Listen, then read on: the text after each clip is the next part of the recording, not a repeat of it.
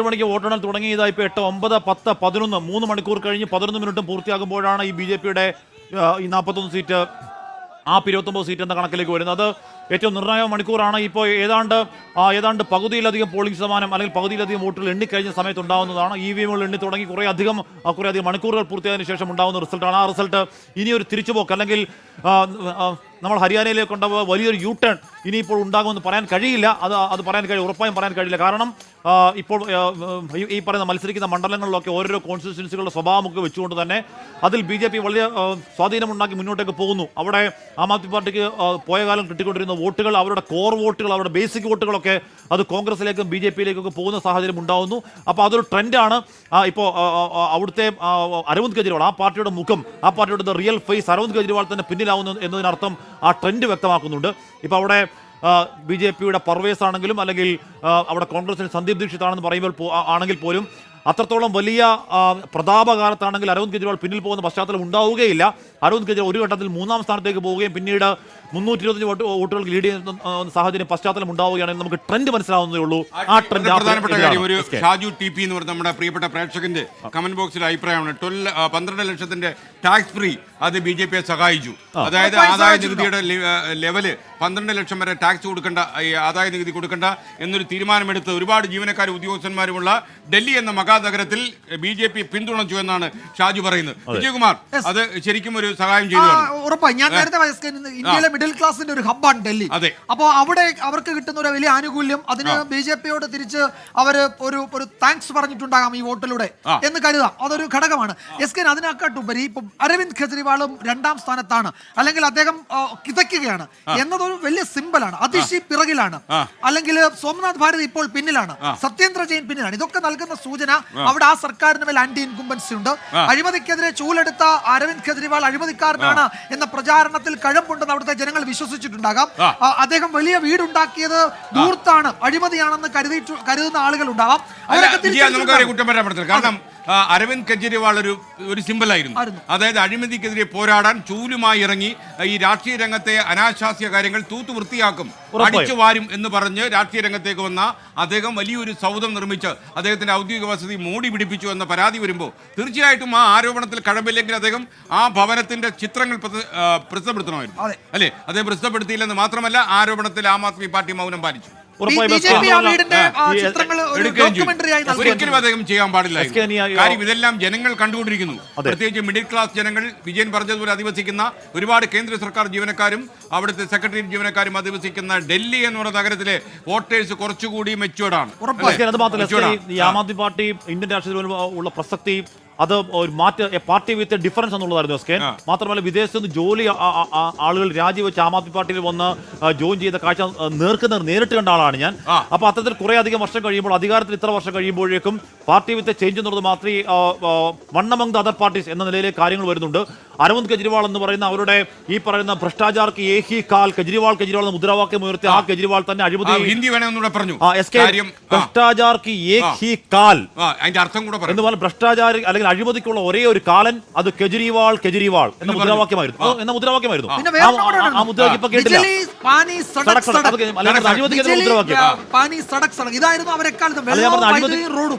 അഴിമതിക്കെതിരെയുള്ള മുദ്രാവാക്യമാണ്. അഴിമതിക്കെതിരെയുള്ള മുദ്രാവാക്യത്തിൽ കൂടി അധികാരത്തിൽ വന്ന ആം ആദ്മി പാർട്ടിയുടെ പ്രധാന നേതാവ് തന്നെ അഴിമതി കേസിൽ പെട്ടകത്തു. ഞാൻ വ്യക്തിപരമായി ഇപ്പോഴും അരവിന്ദ് കെജ്രിവാളിനെതിരായ അഴിമതി ആരോപണങ്ങളിൽ വേണ്ടത്ര തെളിവുണ്ടെന്ന് വിശ്വസിക്കുന്ന ആളല്ല ഞാൻ.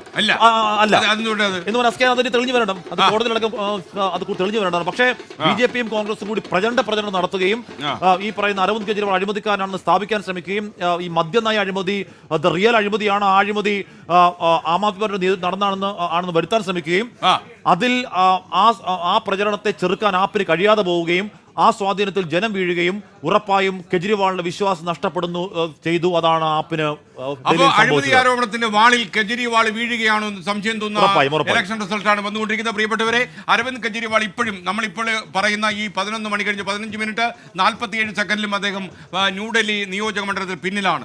ലോകം മുഴുവൻ ശ്രദ്ധിക്കുന്ന മഹാനഗരമാണ് ന്യൂഡൽഹി. നമ്മുടെ തലസ്ഥാനം ഈ തലസ്ഥാനത്തെ മണ്ഡലത്തിലാണ് സംഭവിച്ചിരിക്കുന്നത്. വിജയകുമാർ.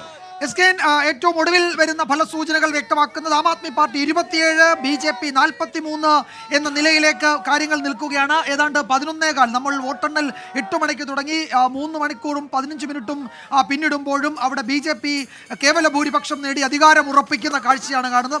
അതിനെന്തെങ്കിലും മാറ്റം വരുമോ എന്നത് അടുത്ത അരമണിക്കൂർ പരിശോധിക്കുമ്പോൾ വ്യക്തമാകും. ബിജലി പാനി സടക് സടക് എന്ന് വെച്ചാൽ അടിസ്ഥാന സൗകര്യങ്ങളും വെള്ളവും വൈദ്യുതിയും ജനങ്ങൾക്ക് ഏതാണ്ട് ഏറെക്കുറെ സൗജന്യമായി നൽകി അധികാരത്തിലേക്ക് വന്ന ആം ആദ്മി പാർട്ടി അഴിമതിക്കെതിരെ വലിയ പോരാട്ടം നടത്തിയ ആം ആദ്മി പാർട്ടിക്ക് ഇതേ വിഷയത്തിൽ കാലിടറുന്നു എന്നതാണ്. ഡൽഹിയിൽ അടിസ്ഥാന സൗകര്യങ്ങൾ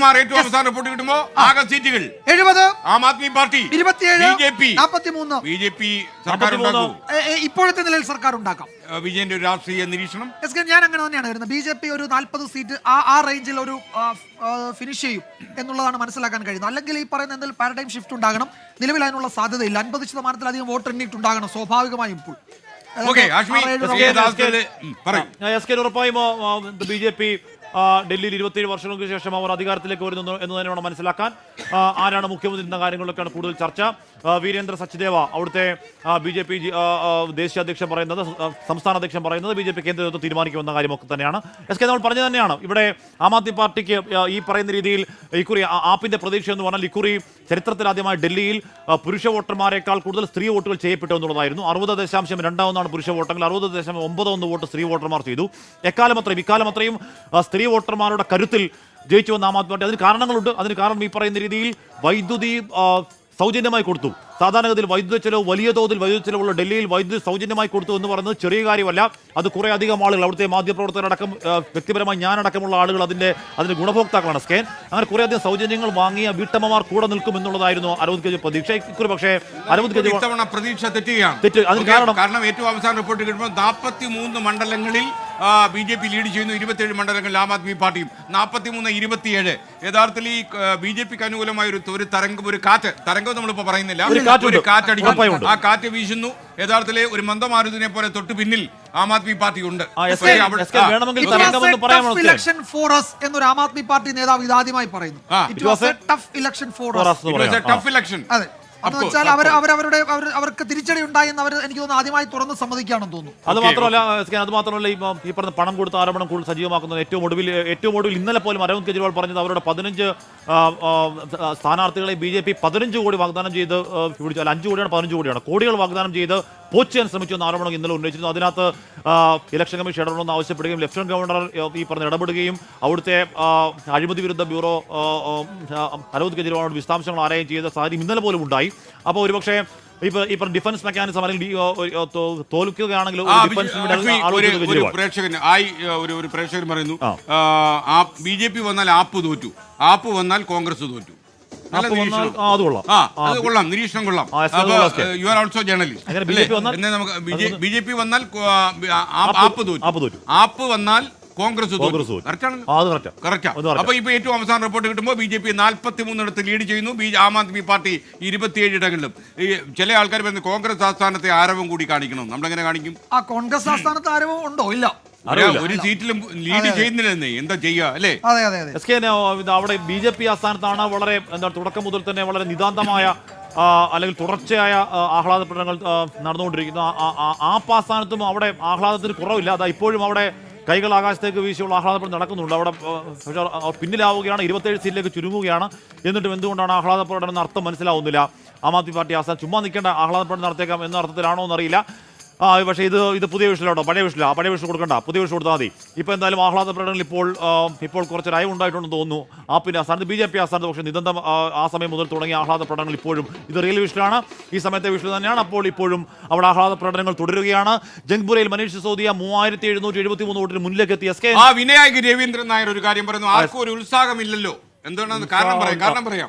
തണുത്തുറഞ്ഞു പറയുന്ന പോലെ BJP ജയിക്കട്ടെ, രാജ്യം ഭരിക്കട്ടെ, നമ്മുടെ വരും തലമുറ അതിന്റെ ഗുണം അനുഭവിക്കട്ടെ. ആവേശത്തിന്റെ പ്രശ്നം വെച്ച് കഴിഞ്ഞാൽ ഈ പിക്ചർ ഇവിടെ ക്ലിയർ ആണ്. അപ്പം നമ്മളൊരു ഇഞ്ചോടിഞ്ച് മത്സരം നടക്കുമ്പോഴത്തെ ആവേശം സ്വാഭാവികമായിട്ട് നമ്മൾ ആവേശപ്പെടാൻ പറ്റുന്ന കണക്ക് വരുന്നില്ല. നിങ്ങൾ സ്ക്രീനിലേക്ക് നോക്കൂ. BJP 43 ഇടത്ത്, ആം ആദ്മി പാർട്ടി 27 എടുത്ത്. കുറച്ച് നേരമായിട്ട് ഇത് തന്നെ ബോറടിച്ചു കാണും. പക്ഷേ ഒരു ത്രില്ല് വരണമെങ്കിൽ കട്ടയ്ക്ക് ഒരു കൊടുങ്കാറ്റടിക്കണം. ഒരു അടിക്കുന്നില്ല. ഇലക്ഷൻ സ്റ്റോം അല്ലേ? സ്റ്റോം, ഒരു സ്റ്റോം കഴിഞ്ഞ ഒരു കൊണണ്ടം സ്റ്റോം നമ്മള് അടിക്കണം. ഹരിയാന തെരഞ്ഞെടുപ്പിൽ തകിടം പറഞ്ഞത് നമ്മൾ കണ്ടതാണ്. ഭയങ്കര സംഭവം. അതാണ്. അപ്പൊ പിന്നീട് മഹാരാഷ്ട്രയിലൊക്കെ വന്നപ്പോ ആവേശമില്ല, മഹാരാഷ്ട്ര ക്ലീൻ സ്വീപ്പ് ആയിരുന്നു. അപ്പൊ നമ്മള് ഒരു ആവേശം ഉണ്ടാകണമെങ്കിൽ ആ നമ്പർ കൂടി അവിടെ നിന്ന് ഉണ്ടാവണം. ബിജെപിയുടെയും ആം ആദ്മി പാർട്ടിയുടെയും ആഘോഷങ്ങൾ കണ്ട് എനിക്ക് സഹിക്കുന്നില്ല. ദയവായി കോൺഗ്രസ് പാർട്ടിയുടെ ആഘോഷങ്ങൾ കാണിക്കൂ. അത് എനിക്കൊന്ന് പരിഹസിച്ചു. മുസ്തഫാബാദിൽ BJP 41,000 ചില്ലുവാന വോട്ടുകൾക്ക് മുന്നിലാണ്. അത് വലിയ ലീഡാണ്. മുസ്തഫാബാദിൽ എന്ന് പറഞ്ഞാൽ അതൊരു മുസ്ലിം ഭൂരിപക്ഷ മണ്ഡലമാണ്. അവിടെ ആണെങ്കിൽ എന്താണ് ഒവൈസി അടക്കം സ്ഥാനാർത്ഥി നിർത്തിയിട്ടുണ്ട്. BJP വിരുദ്ധ വോട്ടുകൾ പല വഴിക്ക് ചെതറിപ്പോവുകയും BJP വോട്ടുകൾ കൃത്യമായി BJPയിലേക്ക് വന്നു എന്നാണ് അത് അർത്ഥമാക്കുന്നത്. അങ്ങനെ എനിക്ക് ഒട്ടുമിക്ക എല്ലാ മണ്ഡലം കണക്കിലാശങ്ങൾ നോക്കിയാൽ BJP വിരുദ്ധ വോട്ടുകൾ പല വഴിക്ക് ചെതറിപ്പോയ കണക്ക് ഉറപ്പായും അതിൽ വ്യക്തമാകും. അതുകൂടി BJP ഗുണകരമാകുന്നുണ്ട്. അതുകൂടി ആപ്പിന് തിരിച്ചടിയാകുന്നുണ്ട്. ഈ പ്രേക്ഷകർക്ക് എന്തെങ്കിലും ധാരണ വെച്ചുകൊണ്ട് എൻകൗണ്ടർ ചെയ്ത് കുഴപ്പമായെന്ന് തോന്നുന്നു. അതായത് ആഷ്മി ഒന്ന് പൊട്ടിക്കരഞ്ഞുകൂടെ? പൊട്ടിക്കരഞ്ഞുകൊണ്ടോ പാട്ടല്ലേ? ഇതിനിടയ്ക്ക് ഒരു പ്രേക്ഷകൻ ചോദിക്കുന്ന കേട്ടായിരുന്നു, ആഷ്മിക്ക് ഒരു കവിത പാടിക്കൂടെ എന്ന്. അത് ഇപ്പൊ വേണോ?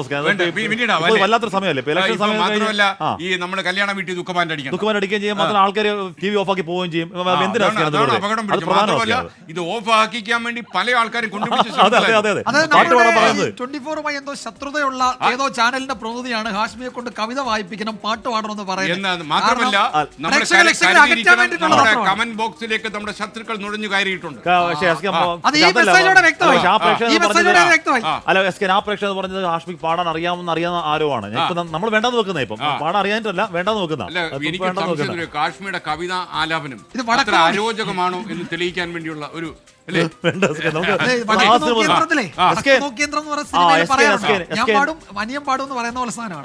അണ്ണാ ഹസാരോട് പ്രതികരണം. അണ്ണാ ഹസാരെ പഴയ കെജ്രിവാളിന്റെ ഗുരു പറയുന്നുണ്ട്. കെജ്രിവാൾ പണം കണ്ട് മതിമറന്നു, എന്റെ മുന്നറിയിപ്പുകൾ അവൻ ചെവിക്കൊണ്ടില്ല എന്ന് അണ്ണാ ഹസാരെ പറയുകയാണ്. എന്ന് പറഞ്ഞാൽ കെജ്രിവാളെ നീ പണം കണ്ട് മതിമറന്നു, എന്റെ മുന്നറിയിപ്പുകൾ നീ ചെവിക്കൊണ്ടില്ല അണ്ണാ ഹസാരെ പറയാം. ഒന്നിച്ചാണ് ഇറങ്ങിയത്, ഒരുമിച്ച് ഇറങ്ങിയതാണ്. അദ്ദേഹം വഴി പിരിഞ്ഞു. അതേ വേറെ വഴി അദ്ദേഹം പറഞ്ഞു, നീ പണം കണ്ട് മതിമറന്നു, നിന്റെ കണ്ണുകൾ മഞ്ഞളിച്ചു, നീ എന്നെ കേട്ടില്ല കെജ്രിവാൾ, നീ എന്നെ കേട്ടില്ല എന്ന് പറയുന്ന പഴയ ഒരു നാടകത്തിലെ ഞാൻ പറഞ്ഞു നോക്കിയതാ. ചങ്ങനാശ്ശേരി ഗീതാ തിയേറ്റേഴ്സ് അവതരിപ്പിക്കുന്നു. പക്ഷെ നല്ല നടൻ, ഗുഡ് ആക്ടർ. അണ്ണാ Hazare India against corruption movement അവിടെ കെജ്രിവാൾ ആ വേദിയിൽ വരുന്നു. അതിനുശേഷം അല്ലേ ഇദ്ദേഹം അധികാരത്തിൽ വരാൻ അണ്ണാ ഹസാരേക്ക് പ്രാധാന്യമുണ്ട്. അണ്ണാ ഹസാരെ ഉസ്താദ് അണ്ണാ ഹസാരെ അഴിമതിക്കെതിരെ നടത്തിയ കുരിശുദ്ധമാണ് യഥാർത്ഥത്തിൽ. അണ്ണാ ഹസാരുടെ വാക്കുകൾ കേൾക്കണമായിരുന്നു. എന്തുകൊണ്ട് അണ്ണാ ഹസാരെ പിന്നെ റാലേഖാൻ സിദ്ദിഖ് പോവുകയും അദ്ദേഹത്തിന്റെ രാഷ്ട്രീയ വ്യക്തത ഇല്ലായ്മ എന്നൊക്കെ പറയുകയൊക്കെ ചെയ്തു. പക്ഷെ എന്നാൽ പോലും അണ്ണാ ഹസാരെ ഇപ്പോൾ പറയുന്നത് നീ ഇപ്പോ കാശ് കണ്ട് കണ്ണു മഞ്ഞളിച്ചാണ്.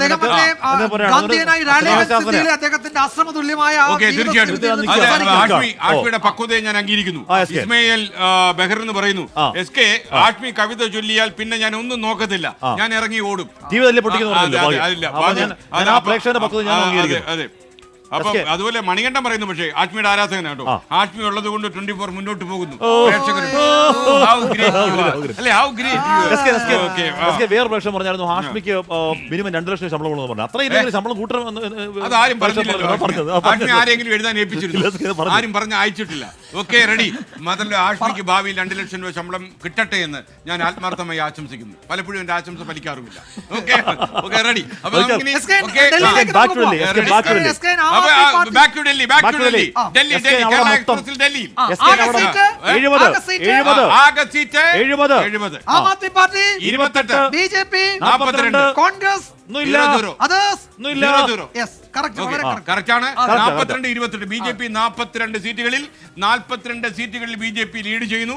28 ആം ആദ്മി പാർട്ടിയും ലീഡ് ചെയ്യുന്നു. ഏറ്റവും അവസാന റിപ്പോർട്ട് കിട്ടുമ്പോൾ 42 സീറ്റുകളിൽ BJP ലീഡ് ചെയ്യുന്നു. BJP സർക്കാർ ഉണ്ടാക്കാനുള്ള സാധ്യത തെളിയുന്നു എന്ന കാര്യത്തിൽ ഞങ്ങൾക്ക് 8 മണിക്ക് വോട്ടെണ്ണൽ തുടങ്ങിയതാണ്. 9, 10, 11 3 മണിക്കൂറും കഴിഞ്ഞ് 3.5 മണിക്കൂറിലേക്ക് കടക്കുമ്പോൾ എന്ന് പറഞ്ഞാൽ 3.5 മണിക്കൂർ എന്ന് പറഞ്ഞാൽ അതിനിർണായകമാണ്. EVMകൾ ഓൾമോസ്റ്റ് എണ്ണിത്തീരാനുള്ള സമയമാകുന്ന മണിക്കൂറാണ്. എന്ന് പറഞ്ഞാൽ ഒരു 70% വോട്ടുകൾ എണ്ണിത്തീരുന്ന സമയമാണ്. ആ സമയത്ത് BJP 42 സീറ്റുകൾ അറൌണ്ട് 50 കിടന്ന് കളിക്കുന്നുണ്ടെങ്കിൽ ഉറപ്പായും അവർ അധികാരം ഉറപ്പിച്ചു എന്ന് തന്നെയാണ് അതിനർത്ഥം.